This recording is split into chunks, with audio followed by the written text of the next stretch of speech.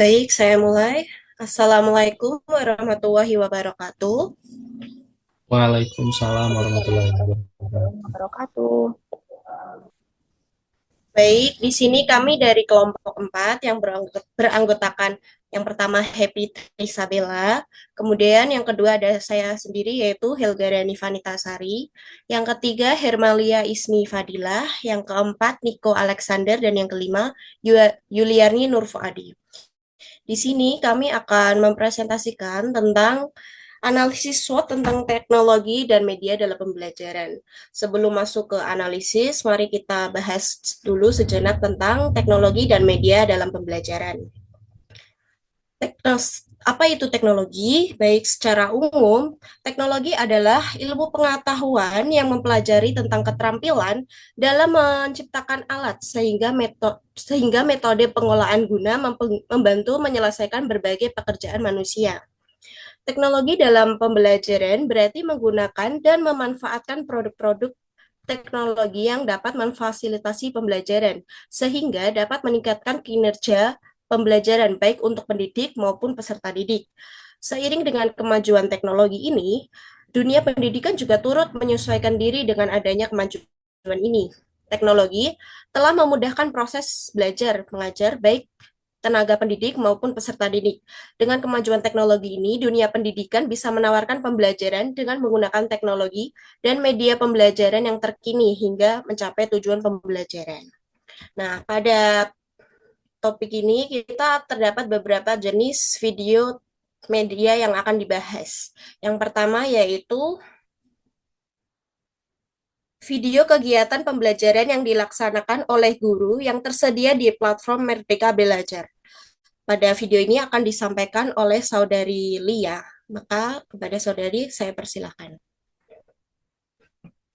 Baik, terima kasih kepada moderator yang telah memberikan saya waktu untuk menjelaskan mengenai analisis SWOT video kegiatan pembelajaran yang tersedia di platform Merdeka Belajar. Untuk video kegiatan pembelajaran ini ada di kelas 5. Adapun dalam video pembelajaran pastinya ada hal yang dapat membantu dalam mencapai tujuan pembelajaran, juga menghambat dalam mencapai tujuan pembelajaran. Yang pertama, terkait hal-hal yang dapat membantu dalam mencapai tujuan pembelajaran, ada kekuatan serta peluang. Untuk kekuatan yang ada dalam video ini, yakni guru menggunakan teknologi berupa PowerPoint. Penggunaan teknologi ini dapat membantu dalam proses pembelajaran dan menjadi inovasi baru agar proses pembelajaran tidak monoton. Kemudian akses yang mudah dalam penggunaan teknologi serta memudahkan guru dalam menyampaikan materi. Kemudian untuk peluang yang dapat membantu dalam mencapai tujuan pembelajaran, yakni memungkinkan guru untuk menyajikan materi dengan mudah, sehingga dapat menambahkan video, audio, ataupun gambar di dalam PowerPoint ini. Kemudian menjadi inovasi dalam proses pembelajaran agar pembelajaran menjadi lebih interaktif. Adapun hal-hal yang dapat menghambat dalam mencapai tujuan pembelajaran, yakni ada kelemahan serta ancaman. Untuk kelemahannya, jika tidak memiliki pengalaman dalam persiapan penggunaan perangkat pembelajaran ini, maka akan mengganggu pada proses pembelajaran. Kemudian materi yang ditampilkan pada video pembelajaran di platform Merdeka Mengajar ini hanya menyantumkan poin-poin pentingnya saja, sehingga serta tidak mencantumkan video atau video, audio, atau gambar. Kemudian pemilihan tema dan warna yang tidak sesuai, serta ukuran huruf yang apabila terlalu kecil akan mempengaruhi daya tangkap siswa. Karena yang saya lihat dari video tersebut, guru menggunakan huruf serta ukuran huruf yang tidak sesuai, dan rasanya akan tidak terlihat oleh siswa yang berada di bagian belakang. Yang terakhir ada ancamannya. Ancamannya apabila sarana dan prasarana sekolah tidak mendukung, maka akan sulit dalam menampilkan materi melalui PowerPoint ini. Kemudian apabila dalam PowerPoint hanya mencantumkan teks saja, pembelajaran akan tetap monoton dan banyak media digital lain yang lebih mudah diakses dan lebih menarik bagi siswa. Mungkin untuk penjelasan mengenai video kegiatan pembelajaran yang tersedia di platform Merdeka Belajar, cukup sekian. Saya kembalikan ke moderator. Baik, terima kasih atas penjelasan analisisnya. Kita lanjutkan pada video yang kedua, yaitu tentang video kegiatan pembelajaran yang dilaksanakan oleh guru yang tersedia di platform YouTube. Pada video ini akan disampaikan oleh Saudari Hermalia. Kami persilahkan. Untuk yang kedua, ada video kegiatan pembelajaran yang dilaksanakan oleh guru yang tersedia di platform YouTube. Di YouTube sendiri banyak sekali video kegiatan pembelajaran yang ada. Hanya di sini saya memilih video dengan judul video pembelajaran tematik kelas 2. Tema tugas di rumah. Dalam video ini, guru menggunakan media atau teknologi berupa PowerPoint karena beliau mengajar masih di kelas rendah, itu kelas 3. Untuk analisis SWOT-nya, yang pertama itu strength atau kekuatan. Jadi PowerPoint ini membantu memvisualisasikan konsep kepada anak-anak kelas 2, yang mana anak-anak kelas 2 itu masih menyukai gambar visualisasi dibandingkan ceramah dan lain-lain. Jadi PowerPoint ini sangat membantu untuk memvisualisasikan konsep yang sudah dipahami, membuat peserta didik lebih mudah memahami materi. Kemudian PowerPoint ini juga dapat mengkombinasikan teks, gambar, audio, dan video sehingga bisa memenuhi semua gaya belajar peserta didik, entah itu yang gaya belajarnya auditory, yang gaya belajarnya visual, atau yang lain-lain.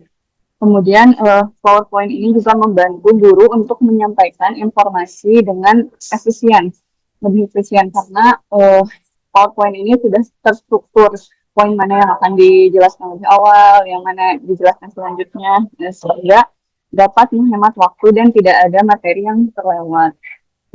Kemudian PowerPoint ini juga memiliki weakness atau kelemahan. Yang pertama, penggunaan PowerPoint ini membutuhkan perangkat seperti laptop, proyektor, juga layar, sehingga pembelajaran bisa terganggu jika misalnya ada masalah teknis ataupun kurangnya infrastruktur di sekolah tersebut. Kemudian juga kurangnya koneksi dengan kehidupan nyata gitu, karena peserta didik hanya melihat slide yang ditampilkan oleh guru gitu. Jadi hanya menampilkan informasi yang statis dan tidak terhubung dengan dunia nyata, sedangkan peserta didik di kelas 2 itu masih membutuhkan media konten.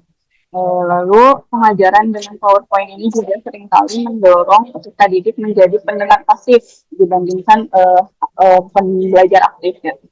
Karena tanpa adanya kegiatan yang melibatkan peserta didik secara langsung, seperti diskusi, praktek, atau tanya jawab, peserta didik mungkin tidak sepenuhnya memahami materi, apalagi di kelas 2 SD. Kemudian ada juga opportunities atau peluang. PowerPoint ini dapat digunakan untuk kuis sederhana, polling, atau permainan interaktif gitu. Jadi yang memungkinkan guru menilai pemahaman siswa secara cepat selama sesi pembelajaran. Jadi bukan cuma informasi berupa teks, tapi juga bisa diselipkan kuis interaktif. Nah, kemudian PowerPoint ini juga memungkinkan guru untuk menyajikan materi secara ringkas dan langsung ke poin penting, ya, tidak bertele-tele, sehingga waktu pembelajaran dapat digunakan secara efisien. Dengan slide yang sudah dipersiapkan sebelumnya, guru juga dapat menghindari repetisi atau pengulangan yang tidak perlu, juga materi tidak akan terlewat. Kemudian yang terakhir ada ancaman atau threat. Nah, ancaman di sini adalah infrastruktur yang tidak memadai dan akses listrik yang mungkin di beberapa daerah itu tidak stabil gitu. Karena apalagi di daerah Indonesia yang masih pelosok mungkin itu infrastrukturnya sangat tidak memadai untuk menggunakan teknologi seperti ini. Yang terakhir juga PPT bisa menjadi terlalu text heavy atau tidak menarik ketika gurunya tidak menguasai teknologi dengan baik. Jika tidak disusun dengan baik, presentasi PPT bisa menjadi terlalu banyak teksnya sehingga membosankan dan mirip dengan pembelajaran tradisional di papan tulis. Mungkin sekian dari saya tentang video pembelajaran ini, dikembalikan kepada moderator. Baik, terima kasih kepada Saudari Hermalia yang sudah menyampaikan penjelasan analisis. Kita lanjut pada video yang ketiga, yaitu tentang tren perusahaan education teknologi atau edutech yang akan disampaikan oleh Saudari Happy. Kami persilakan. Terima kasih untuk tren perusahaan education teknologi atau edutech. Yang pertama tentang ruang guru. Ruang guru sendiri merupakan layanan pendidikan melalui aplikasi dan situs web yang didirikan sejak tanggal 1 April 2014 oleh Belva Davara dan Imam Usman. Aplikasi ini salah satu aplikasi yang sebuah inovasi untuk pembelajaran bimbingan online. Nah, produk dari aplikasi Ruang Guru sendiri berupa ada ruang belajar, ruang les, ruang uji, ruang guru for business, brand academy, skill academy, robo guru, class of champions. Nah, untuk jenis teknologi sendiri dari Ruang Guru ada aplikasi mobile, fitur tanya jawab, platform video interaktif, sistem manajemen pembelajaran. Sedangkan untuk jenis multimedia yang digunakan di aplikasi Ruang Guru ada video pembelajaran, animasi, infografis, kuis interaktif, dan e-book. Untuk metode analisis SWOT-nya, pengintegrasian teknologi dan media dalam pembelajaran. Yang pertama, kekuatan. Kekuatan dari Ruang Guru sendiri, dia memiliki tim pengajar yang berkualitas. Jadi untuk mengajar di aplikasi Ruang Guru terdapat beberapa tahapan untuk seleksinya sendiri. Ada seleksi wawancara, ada tes tertulis, ada tes wawancara, dan sebagainya. Yang selanjutnya, dalam memilih guru, peserta didik bisa memilih guru yang berkualitas dan sesuai dengan keinginan minatnya. Yang ketiga, adaptasi teknologi. Aplikasi Ruang Guru sendiri sudah mengadaptasi fitur-fitur yang bagus untuk dikembangkan di platformnya tersebut. Yang keempat, ada platform yang terintegrasi. Untuk aplikasi Ruang Guru sendiri, platformnya sudah terintegrasi baik dan memiliki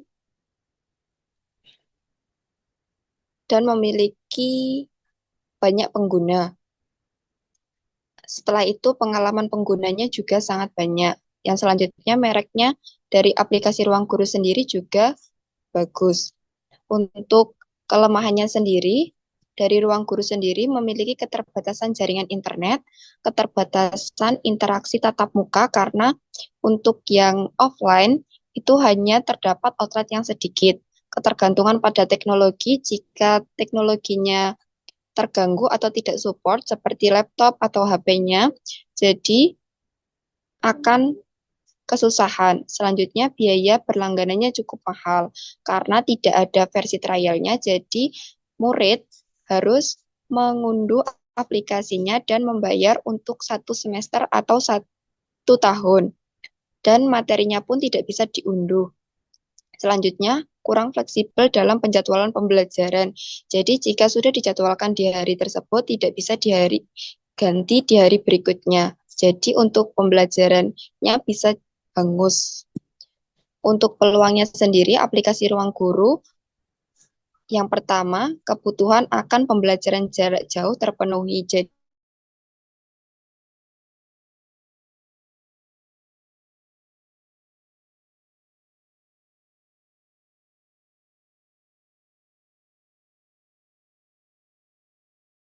berbagai macam. Selain itu ada penyediaan pelatihan peningkatan keterampilan guru. Jadi guru bisa mengikuti pelatihan agar pengetahuannya lebih meningkat. Selanjutnya potensi ekspansi ke pasar internasional. Ruang Guru juga sudah merambah ke luar negeri. Yang terakhir, kemitraan dengan institusi pendidikan. Jadi Ruang Guru bisa bermitra dengan sekolah SD, SMP, baik kuliah. Yang terakhir tentang ancaman. Aplikasi Ruang Guru sendiri memiliki persaingan dengan platform pembelajaran online lainnya seperti Zenius, Brainly, dan lain-lain. Selanjutnya, perubahan kebijakan pendidikan. Seiring berkembangnya kurikulum, terdapat perubahan pendidikan dan perubahan dari aplikasinya sendiri. Yang ketiga, ketidakstabilan ekonomi. Ketidakstabilan ekonomi sendiri ini berpengaruh dengan aplikasi Ruang Guru menjadi peserta didik sudah mulai tidak mengikutinya lagi karena keterbatasan ekonomi. Peningkatan harga infrastruktur teknologi. ini juga berpengaruh untuk ancaman penggunaan aplikasi Ruang Guru. Sekian, saya kembalikan kepada moderator. Baik, terima kasih kepada Saudari Happy atas penjelasannya. Kita lanjutkan dulu dengan video yang keempat, yaitu tentang video atau audio podcast di media sosial, baik dari institusi maupun perorangan. Akan disampaikan oleh Saudara Niko. Kami persilahkan. Baiklah, terima kasih kepada Saudari Helga. Sebelumnya, selamat siang. Saya akan menjelaskan analisis SWOT mengenai salah satu video podcast mengenai dengan judul Teknologi Informasi dan Komunikasi dalam Media Pembelajaran. Dan di sini membahas mengenai teknologi atau penerapan teknologi di dalam pembelajaran di Indonesia.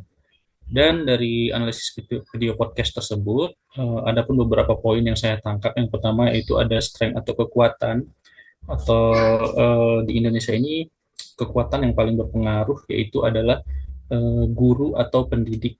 Guru itu adalah sebagai fasilitator utama atau tonggak utama yang bisa mendampingi dan mengarahkan peserta didik dalam menggunakan teknologi dan informasi.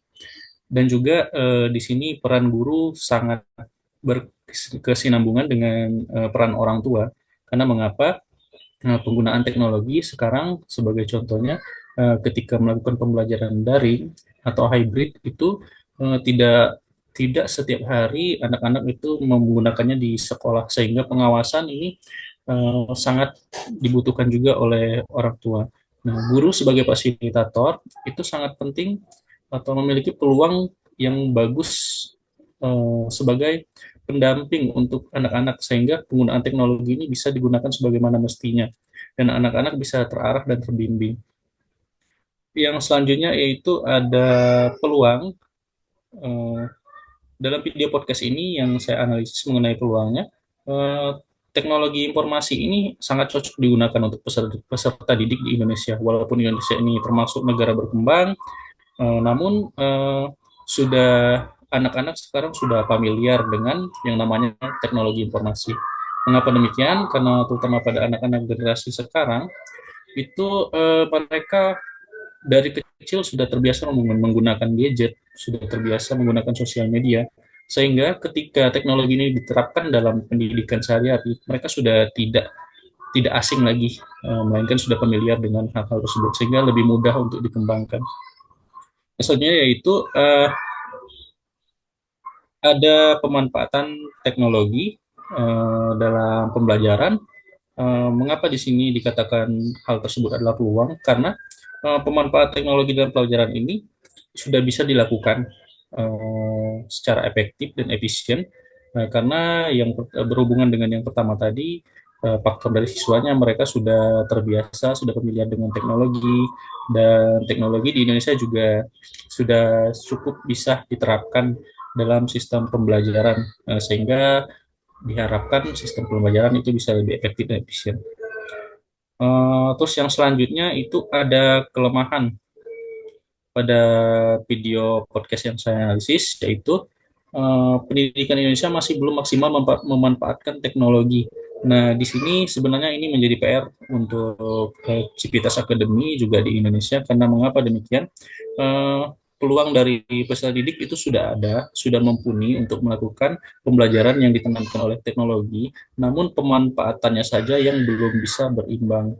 Salah satunya yaitu dengan ya SDM guru yang mungkin belum mumpuni, sehingga ketika murid sudah mampu, sudah bisa menjalankannya, tetapi jika tidak diimbangi dengan kapasitas guru yang ngomong itu contohnya ya gagap teknologi atau belum terlalu pasti menggunakan teknologi, sehingga itu tidak bisa berjalan.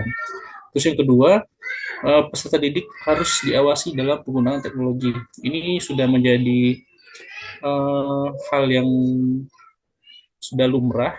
Mengapa demikian? Karena tanpa diawasi, ini peserta didik bisa terpapar oleh penyalahgunaan teknologi. Sudah banyak kasus yang terjadi, ya contoh kecilnya saja ya diperlihatkan konten-konten yang tidak mendidik, baik itu dari platform sosial media dan yang lain-lainnya, sehingga peserta didik ini tidak bisa mandiri, belum bisa mandiri menggunakan teknologi tersebut. Kemungkinan jikalau sudah bisa dibimbing dengan baik oleh guru, mereka sudah bisa dimandirikan. Namun untuk saat sekarang itu mereka masih perlu diawasi dalam penggunaannya.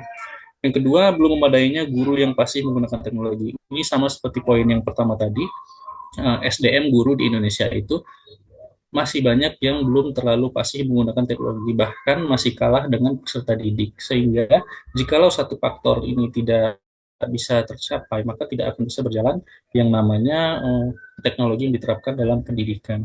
Oleh karena itu, salah satu kelemahan ini juga sangat urgent, sangat penting untuk diperbaiki. Sebagaimana mestinya guru dan murid itu harus berkesinambungan, harus bisa pasif dalam menggunakan teknologi. Yang kedua, yang terakhir itu ada ancaman. Dari video podcast ini membahas ancaman yang terdapat di pendidikan Indonesia dalam penggunaan teknologi, yaitu dampak negatif dalam penggunaan teknologi dan informasi. Ya, seperti saya jelaskan tadi, seperti konten media sosial yang kurang mendidik, sehingga dibutuhkannya pengawasan.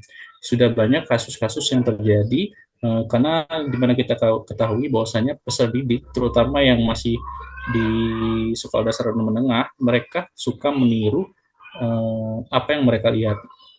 Jadi dikhawatirkan jikalau mereka melihat konten-konten negatif yang mengandung unsur sara seperti pembulian dan lain-lain, ini dikhawatirkan akan menjadi ancaman pada karakter mereka. Sehingga ini harus juga diperhatikan oleh Civitas Academy di Indonesia. Mungkin itu saja paparan presentasi dari saya. Saya kembalikan kepada moderator Saudari Helda. Terima kasih.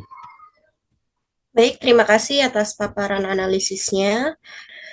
Kami lanjut kepada slide terakhir. Tolong dibuka.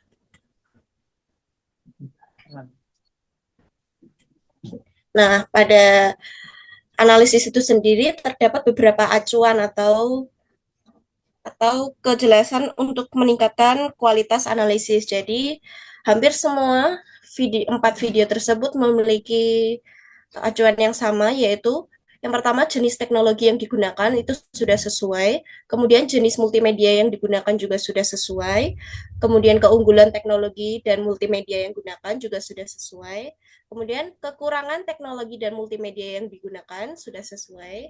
Kemudian peluang integrasi teknologi dan multimedia yang digunakan ke dalam pembelajaran yang digunakan di Indonesia pun sudah sesuai. Dan yang terakhir, ancaman dan tantangan yang muncul jika dilakukan integrasi teknologi dan multimedia yang digunakan tersebut ke dalam pembelajaran di Indonesia. Nah, jadi dapat disimpulkan bahwa teknologi juga sangat membantu ya dalam dunia pendidikan seperti meningkatkan minat belajar, meningkatkan kualitas belajar, membantu guru dalam mengevaluasi, menyebarkan informasi, dan memvariasi media pembelajaran. Namun tentunya juga ada dampak negatif seperti adanya konten-konten, seperti siswa menjadi lebih pasif apabila kita medianya tidak sesuai. Oleh karena itu, kita sebagai guru juga harus memberikan pengawasan terhadap penggunaan teknologi bagi peserta didik, sehingga dapat membantu implementasi teknologi yang lebih sesuai di dunia pendidikan. Baik, itu saja dari presentasi kelompok 4 yang dapat kami sampaikan. Untuk kurang lebihnya kami mohon maaf. Kami akhiri. Wassalamualaikum warahmatullahi wabarakatuh. Waalaikumsalam warahmatullahi wabarakatuh. Waalaikumsalam warahmatullahi wabarakatuh.